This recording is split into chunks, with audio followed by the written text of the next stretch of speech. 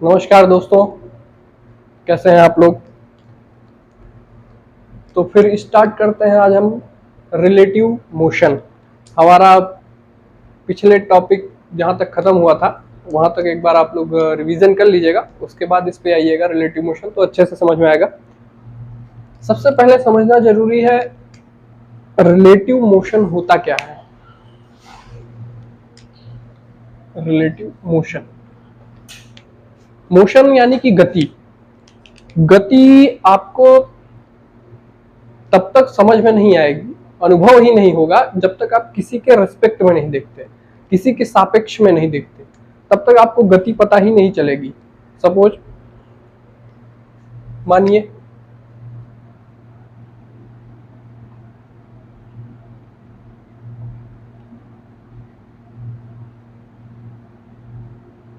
एक गाड़ी इधर चल रही है, एक व्यक्ति इसमें बैठा हुआ है, एक व्यक्ति बाहर खड़ा हुआ है, एक इसमें बैठा हुआ। तो अगर इसने, इस व्यक्ति ने, माना ये ए है और ये बी है, अगर ए व्यक्ति पूरी गाड़ी को कांच वाच सब बंद कर ले और उसको बाहर का कुछ भी ना दिखाई दे, तो उसको अगर गाड़ी 100, 150, 60 जो भी चल रही होगी उसको पता ही नहीं चलेगा गाड़ी चल रही है कि रुकी हुई है। अगर रोड एकदम बिल्कुल स्मूथ है, मतलब ज्यादा बम्प नहीं है, कुछ गड्ढे वड्ढे नहीं है, तो उसको पता ही नहीं चलेगा गाड़ी चल रही है कि रुकी हुई है। आप लोगों ने देखा होगा ट्रेन, जब दो ट्रेनें अगर आपस में एक साथ एक ही दिशा में चलेंगी, तो आप अगर ट्रेन के दूसरे यात्री को देखेंगे तो लगेगा अरे ये तो बैठा हुआ है हमारे ही तरफ। लेकिन अगर सपोज कोई आदमी पटरी के पास में खड़ा है, वो देखेगा तो उससे आप पूछोगे तो बोलेगा नहीं नहीं ट्रेन तो चल रही है। या तो कभी आप देखे होंगे बैठे रहते हैं, ट्रेन चलती है तो अगली ट्रेन चलती है तो हमको लगता है हमारी ही चल रही है। क्यों? क्योंकि हम उसके सापेक्ष में देख रहे हैं, उसके हम रिस्पेक्ट में देख रहे हैं कि, तो मोशन कभी भी अकेले पता ही नहीं चलता जब तक वो किसी से रिलेट नहीं करेंगे। अगर दो व्यक्ति हैं या दो ट्रेनें हैं ए और बी, अगर दोनों ट्रेनें एक ही दिशा में चल रही हैं, ये 100 से चल रही है, ये 80 से चल रही है, तो जब ये ट्रेन इससे क्रॉसिंग लेगी तो आपको लगेगा, इसमें बैठे हुए व्यक्ति को, इसमें व्यक्ति को लगेगा कि ये 20 किलोमीटर की स्पीड से चल रही है। लेकिन अगर सी व्यक्ति कोई बाहर से देखेगा तो उसको समझ में आएगा कि नहीं ये 100 से चल रही है, 80 से चल रही है। लेकिन अगर कोई ट्रेन इस दिशा में जा रही हो, तो अगर ये 80 से चल रही होगी तो इस व्यक्ति को इसकी रफ्तार 180 लगेगी और इसको भी उसकी रफ्तार 180 लगेगी। इसलिए मोशन कभी भी, मोशन आप अकेले में मतलब बिल्कुल किसी के रिस्पेक्ट में ही देखेंगे, इसलिए मोशन हमेशा रिलेटिव होता है।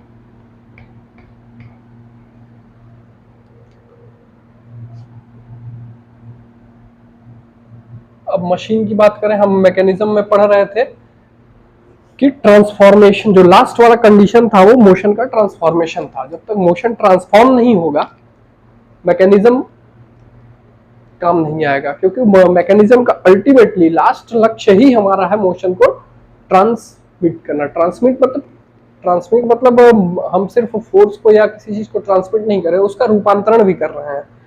कि अगर जैसे अगर आप क्रैंक की मैकेनिज्म ले लीजिए, इसको क्या बोलते हैं, क्रैंक शाफ्ट। तो ये क्रैंक शाफ्ट नहीं है, क्रैंक शाफ्ट जो गाड़ी में लगा रहता है उसकी मैकेनिज्म को ले ले तो वो रेसिप्रोकेटिंग मोशन को रोटरी मोशन में कन्वर्ट कर देता है। वो एक टाइप का मैकेनिज्म है। तो मोशन कहीं ना कहीं ट्रांसफॉर्म हो रहा है, इसलिए वो एक मैकेनिज्म है। अब अगर हम बात करें टाइप्स ऑफ मोशन की, रिलेटिव मोशन ये मैकेनिज्म के पार्ट से है, कंप्लीटली, सक्सेसफुली, अनकम्प्लीटली। मतलब अगर जब थ्योरी ऑफ मशीन में आप जाएंगे तब आपको ये इसके टाइप्स हैं। कंप्लीटली कंस्ट्रेंट मोशन, सबसे पहले वर्ड कंस्ट्रेंट का मतलब आप लोग समझिए। कंस्ट्रेंट का मतलब होता है सिंगल इनपुट के लिए सिंगल आउटपुट।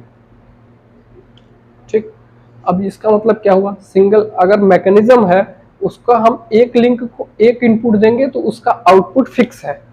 सपोज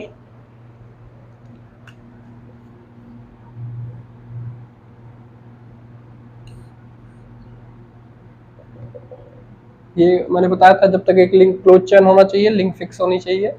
तो ये क्लोज चेन हो गया, लिंक फिक्स हो गई। अब सपोज हम इस लिंक को हमने इधर मूव किया, तो क्या ये लिंक इधर मूव करेगी कि नहीं, वो हम पढ़ेंगे जब डिग्री ऑफ फ्रीडम में पढ़ेंगे, तब पता चलेगा मूव होगा कि नहीं। सपोज मान लीजिए मूव करती है, तो ये किस तरफ जाएगी अगर, और इसका कंप्लीटली कंस्ट्रेंट मोशन का डिग्री ऑफ फ्रीडम हमेशा 1 होगा। मतलब उसको सिर्फ एक ही डायरेक्शन में मूवमेंट मिलेगा, सिंगल इनपुट के लिए सिंगल आउटपुट। और साधारण शब्दों में समझें, कंस्ट्रेंट का मतलब होता है कि जैसे मैं एक नॉर्मल इंसान, कोई भी नॉर्मल इंसान, मैं क्या कोई भी, अगर वो चाहता है कि मुझे अपने आंख को छूना है, आंख के ऊपर वाले हिस्से को छूना है, वो भी दाएं या बाएं, तो हमारा माइंड एक सिग्नल जनरेट करता है जिसके थ्रू हमारा हाथ जाता है कि उसको पता चलता है हमको यहाँ जाना है, तो वो यहीं ही जाएगा अगर हम नॉर्मल हैं। लेकिन आप हमको अगर राइट वाला कान छूना है तो हम कान ही छुएंगे, सीधा हमारा हाथ आएगा कान छूने। लेकिन अगर कोई पैरालाइज्ड व्यक्ति है जिसको कि पैरालिसिस की प्रॉब्लम है, उसको हिंदी में क्या कहते हैं, लकवा की शिकायत है, तो वो जब अपना राइट, उसको लगेगा कि मैं राइट कान छू रहा हूँ, लेकिन कभी यहाँ जाएगा, कभी यहाँ, कभी यहाँ, हो सकता है कान भी राइट ईयर ही पकड़ ले, लेकिन उसको इनपुट तो वही मिल रहा है कि कान छूना है, लेकिन वो एक बार मुंह छू लेता है, एक बार आंख छू लेता है, एक बार गाल छू लेता है, तो उसको हम अनकंस्ट्रेंट बोलेंगे। कंस्ट्रेंट का मतलब जितनी बार हमारा माइंड ऑर्डर देगा कि हमको कान छूना है, हम कान ही छूएंगे, चाहे वो 10 बार क्यों ना। तो एवरी सिंगल इनपुट के लिए सिंगल आउटपुट, उसको बोलते हैं कंस्ट्रेंट मोशन। अब कंस्ट्रेंट में आते हैं टाइप, मतलब मोशन में आ जाते हैं फर्दर, जो इसके प्रकार है। Completely constraint motion. Completely constraint motion मतलब ये स्वतः अपने आप से ही कंस्ट्रेंट होता है। जैसे मान लीजिए एक सपोर्ट है, उसके अंदर एक शाफ्ट गई है, शाफ्ट मतलब कोई भी हॉरिजॉन्टल मेंबर जो पावर को ट्रांसमिट करे, ठीक।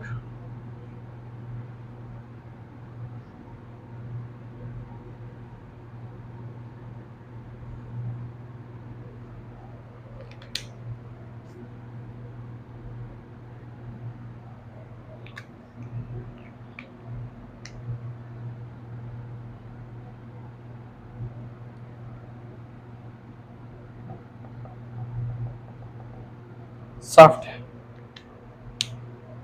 अब देखिए, ये शाफ्ट अगर रोटेट होगी तो इसके पास सिर्फ एक ही ऑप्शन है कि ये रोटेट हो सकती है, ये इधर उधर नहीं भाग सकती।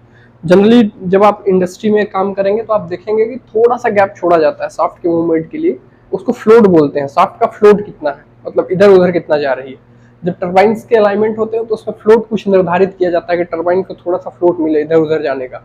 अंदर में थ्रस्ट पैड, वो सब बताएंगे बाद में आपको इंडस्ट्रियल प्रोस्पेक्टिव से। लेकिन अभी समझिए एक शाफ्ट है, एक सपोर्ट है, सपोर्ट के ऊपर शाफ्ट रेस्ट है और ये तेजी से घूम रहा है।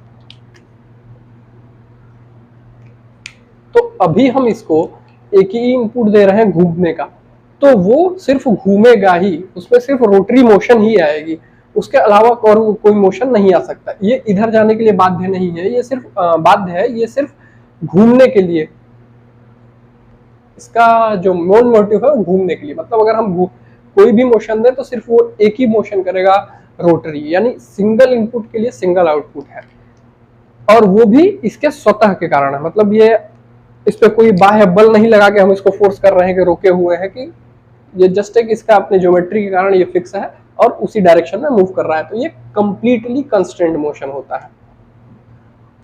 अब बात करते हैं सक्सेसफुली कंस्ट्रेंट मोशन की। सक्सेसफुली कंस्ट्रेंट मोशन यानी कि उसको फोर्सफुली रोका गया है। कंस्ट्रेंट मोशन तो है, लेकिन यहां पे लिखेंगे फोर्सफुली, फोर्सफुली रोका गया है। कैसे?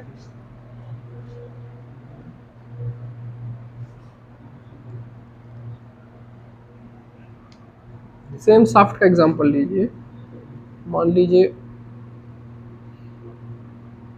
ये कोई वो है, वर्टिकल शाफ्ट अगर है तो इसको अगर हमें सिर्फ रोटरी मोशन देना है तो हमको एक ऊपर से फोर्स लगा के रखना पड़ेगा, ये लोड में रहे, लोड देना पड़ेगा, तब ये जाके घूमेगा। तो यानी हम इस पर लोड लगा रहे हैं, उसके बाद हम इसको घुमा रहे हैं।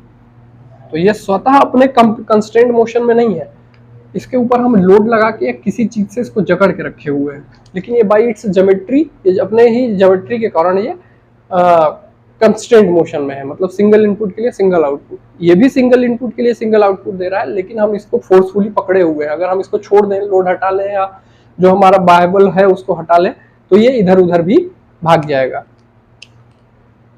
लास्ट वाला है अनकम्प्लीटली अनकंस्ट्रेंट मोशन, मतलब ये कंस्ट्रेंट मोशन है ही नहीं। हम एक इनपुट देंगे, ये मल्टीपल आउटपुट में जाएगा। जैसे दरवाजे की जो कुंडी हम लगाते हैं ना, ये वाली इस टाइप की जो होती है, उसको अगर आप ध्यान से देखेंगे तो उसमें क्या होता है कि आप सिंगल इनपुट देंगे तो वो रोटेट भी हो सकती है, इधर उधर भी जा सकती है। तो इसलिए क्या होता है, वो अनकम्प्लीटली अनकंस्ट्रेंट मोशन है। सपोज ये दरवाजे की कुंडी है, हम इसको ऐसे करें, घुमाने की कोशिश करें, तो ये इधर भी जाएगी, रोटेट भी करेगी और इधर भी मूव करेगी। मतलब सिंगल इनपुट दिए लेकिन वो मल्टीपल आउटपुट में कन्वर्ट हो रहा है, उसका भरोसा नहीं कि वो किस तरफ मूव कर जाएगी। तो वो जिसकी भी डिग्री ऑफ फ्रीडम 1 से ज्यादा होती है वो कंस्ट्रेंट नहीं रहता, वो इनकंस्ट्रेंट हो जाता है। यहाँ अनकम्प्लीटली अनकंस्ट्रेंट मोशन, तो हमने सारे आपके रिलेटिव मोशन से रिलेटेड जितने भी टॉपिक थे, सब टाइप्स जो थे वो एक्सप्लेन कर दिया। इसको आप लोग नोट कर लीजिए, मैं इसको हटा देता हूँ। कंस्ट्रेंट का मतलब समझ लीजिएगा, जस्ट मैंने सिंपल शब्दों में आपको समझा दिया है। ठीक है, ठीक है, इसको नोट करिए फिर आप लोग।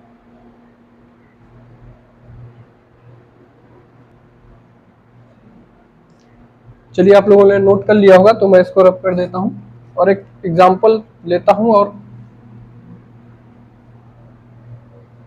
आपको बताना है कि वो क्या होगा।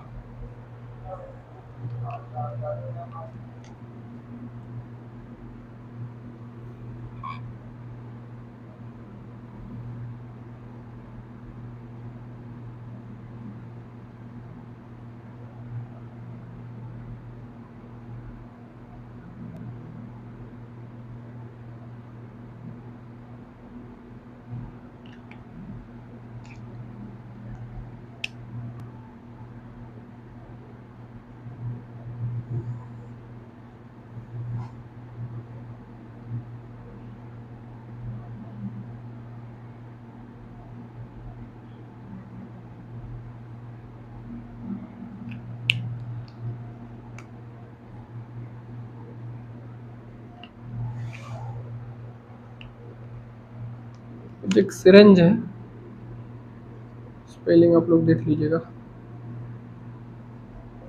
सिरेंज मतलब निडल, सुई लगाने वाला डॉक्टर। इसका बताना है ये क्या है, कंस्ट्रेंट है, कंप्लीटली कंस्ट्रेंट है, या अनसक्सेसफुली अनकंस्ट्रेंट मोशन। हाँ समझिए, अनकम्प्लीटली अनकंस्ट्रेंट मोशन है कि सक्सेसफुली कंस्ट्रेंट है कि कंस्ट्रेंट मोशन है। सिरेंज, एक बार थोड़ा देर आप लोग सोचिए, मैं बताता हूं। सपोज ये सिरेंज किसी बच्चे के हाथ लग जाती है। अभी देखिए मैं समझाऊंगा आपको कि अगर ये डॉक्टर के हाथ में होगी तो क्या होगी, अगर किसी बच्चे के हाथ में होगी तो क्या होगी। सपोज जब एक डॉक्टर लेगा तो उसको सिर्फ सिरेंज का एक ही मतलब पता है, उससे इससे इसको इधर मूव करना है, इधर मूव करके या तो फ्लूइड सक करना है या तो फ्लूइड आउट करना है इसके थ्रू, या तो ब्लड लेगा या ब्लड कोई दवा चढ़ाना होगा तो आपके बॉडी में इंजेक्ट कर देगा। तो उसको सिर्फ पता है या तो खींचना है या ऐसे करना है। यूनिक इनपुट देगा, यहाँ से यूनिक इनपुट देगा, ये होगा, फिर ये इधर करेगा तो आउटपुट हो जाएगा। तो डॉक्टर के लिए जो है वो क्या है, कंस्ट्रेंट मोशन है। अब कंप्लीटली है या सक्सेसफुली है या फर्स्ट वाला है या सेकंड वाला, उसको देखिए, उसको आप लोग सोचिए क्या होगा। अगर यही सिरिंज किसी बच्चे के हाथ में आ जाए, चाइल्ड के हाथ में, छोटा बच्चा है उसको यूज नहीं पता, तो वो इस सिलेंडर वो इस सिरिंज के साथ खेलना चालू कर देगा। सपोज ये सिरिंज है, वो ऐसे घुमा देगा, ऐसे घुमा देगा, ये करेगा, ये करेगा, तो उसको पता नहीं हम क्या इनपुट दे रहे हैं, क्या आउटपुट आएगा। तो उसके लिए हमारा वो uncompletely unsuccessful uncompletely unconstrained motion हो जाएगा, क्योंकि उसके इनपुट और आउटपुट पर निर्धारण नहीं करता है। तो इसलिए जब किसके यूज कौन कर रहा है उस पर भी हमारा वे ऑफ थिंकिंग चेंज होता रहता है। तो ये एग्जांपल आप ध्यान में रखिएगा कि सिरिंज है डॉक्टर के हाथ में है तो कंस्ट्रेंट है, बच्चे के हाथ में है तो अनकंस्ट्रेंट है। तो इस टाइप का थोड़ा सा थिंकिंग ब्रॉड वे में करेंगे तो और चीजें समझने में आसान हो जाएंगी। तो ठीक है, आज का यही समाप्त करते हैं, फिर मिलेंगे कल नेक्स्ट लेक्चर में। अगले लेक्चर में हम पढ़ेंगे काइनेमेटिक पेयर्स, पेयर क्या होते हैं, किस टाइप का, अगर ज्योमेट्रिकल अरेंजमेंट चेंज होता है तो पेयर चेंज होते हैं, उसके फिर फोर्स का ट्रांसफॉर्मेशन चेंज होता है। ये सब चीजें हम अगली वीडियो में देखेंगे। अगला टॉपिक बहुत इंपॉर्टेंट है क्योंकि वहीं से फिर फर्दर डिग्री ऑफ फ्रीडम का कैलकुलेशन स्टार्ट होता है। तो आज के लिए इतना ही, ठीक है। जय हिंद, जय भारत।